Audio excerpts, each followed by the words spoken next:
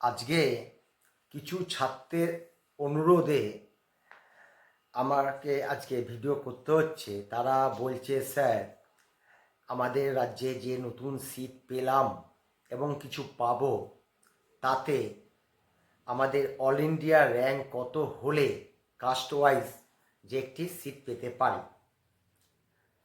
এইবার মোটামুটি 300 পাবো এটা গ্যারান্টি, কিন্তু আরও 100 আসতে পারে এমন একটা পরিস্থিতি তৈরি হচ্ছে।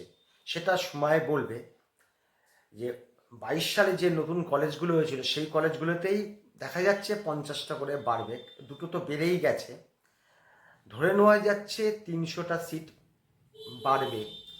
তার উপরে আমি ক্যালকুলেশনটা করছি, মানে নতুন সিট বাড়লো 300, তাহলে কি এর ক্যালকুলেশন হতে পারে সেটা নিয়ে একটু বলছি। আমি বুঝতে পারছি তোমরা খুব চিন্তায় রয়েছো, যারা বর্ডার লাইনে, একদম বর্ডার লাইনে 2-3 নম্বরের জন্য হচ্ছিল না, তারা এই সিটগুলো বাড়ার জন্যই তাদের অবশ্যই হয়ে যাবে। একটা আশা রাখা যায়, যদি সিটগুলো পাওয়া যায় তবেই এটা সম্ভব হবে। যখন আলোচনা হচ্ছে নিশ্চয়ই পাওয়া যাবে। তাহলে কীরকম কি হতে পারে সেটা নিয়ে আলোচনা করছি। এইবার আলোচনা প্রথমে বলে নিই, এই যে 300টা সিট বাড়বে, ওর থেকে বেশি বাড়ার কথা আছে। আমি আলোচনাটা 300-র মধ্যে রাখছি, কারণ পরেরটা আবার যখন বাড়বে তখন সেটা আলোচনা করা যাবে। এই যে 300টা সিট কোন রাউন্ডে বাড়বে, বিগত বছরগুলো মানে লাস্ট ইয়ার বাদ দিলে তারা কিন্তু ফার্স্ট রাউন্ডের সিটগুলো বাড়তো। কিছু কিছু ক্ষেত্রে সেকেন্ড এবং কলেজ রাউন্ডেও বাড়ে। সিংহভাগটা কিন্তু ফার্স্ট রাউন্ডে সিট প্র্যাকটিসের মধ্যে থাকে। কিন্তু আমাদের রাজ্যে গতবার সেকেন্ড রাউন্ডে 75টা, থার্ড রাউন্ডে এই সিটটা হয়েছিল। তাহলে কাট অফটা যখন তোমরা নির্ণয় করবে তখন কিন্তু থার্ড রাউন্ড ক্যালকুলেশনে করেই কিন্তু অল ইন্ডিয়া র্যাঙ্কটা তোমাদের আমি বলছি। যদি তুমি ইউআর হও, যদি 300 সিট বাড়ে, 200 হলে তো অন্য হিসাব, 100 হলে অন্য হিসাব, 300 যদি হয়, থার্ড রাউন্ড পর্যন্ত এর কাট অফ যেতে পারে প্রায় 53,000-এর কাছাকাছি, বা 52,500 ধরতে পারো অল ইন্ডিয়া র্যাঙ্ক। দেখো, এই অল ইন্ডিয়া র্যাঙ্কটা কিন্তু মোটামুটি 95% কারেক্ট হয়। আর তোমরা যেদিনকে রেজাল্টটা পাবে সেদিনকে থেকে আর নম্বরের আর মূল্যটা থাকবে না, অল ইন্ডিয়া র্যাঙ্কটাই মূল্য হয়ে দাঁড়াবে। তারপরে যখন তোমরা কাউন্সিলিংয়ে যাবে, বেঙ্গল কাউন্সিলিংয়ে আসবে, তখন তোমাদের বেঙ্গল র্যাঙ্কটা মূল্য দেবে।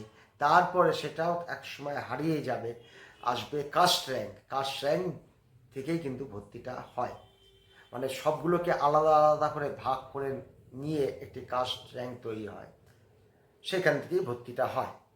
যাই হোক, এবার ওবিসি 53,500 ধরো। এইবার আসছে ইডাব্লিউএস। ইডাব্লিউএস কিন্তু 1,29,000 থেকে 29,500 যেতে পারে থার্ড রাউন্ডে। এই পর্যন্ত ম্যাক্সিমাম যেতে পারে।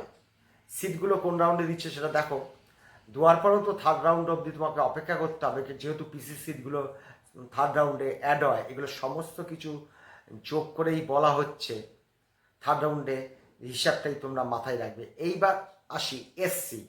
এসসির মোটামুটি 1,98,000 পর্যন্ত চলে যেতে পারে 300 সিট যদি অ্যাড হয় থার্ড রাউন্ডের শেষ। 1,98,000, এবং কি 2,00,000কেও টাচ করতে পারে, অতদূর গেলাম না, 98,000 পর্যন্ত যেতে পারে।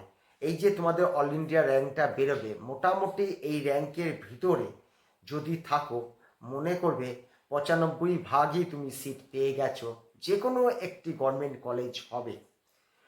এটা তোমাদের মাথায় রাখবে, একদম শেষের দিকে গভর্নমেন্ট কলেজগুলো হবে। এইবার আসি এসটি। এসটি মোটামুটি তোমার 6,70,000 থেকে 80,000 পর্যন্ত যেতে পারে। এই পর্যন্ত যেতে পারে থার্ড রাউন্ডের শেষে। এই ছোট্ট ভিডিওর মধ্যে দিয়ে তোমাদের জানিয়ে রাখলাম, যখন তখন তোমরা রেজাল্টটা পাবে। আশা করা যাচ্ছে 18-19 তারিখে রেজাল্টটা বেরোবে। আমরা সকলে মিলেই অপেক্ষা করছি কি অল ইন্ডিয়া র্যাঙ্ক হয়, র্যাঙ্কের সঙ্গে নম্বরটা কেমন হয় সেটাও একটা দেখার ব্যাপার আছে। এই বলে এই ছোট্ট ভিডিওটা শেষ করলাম।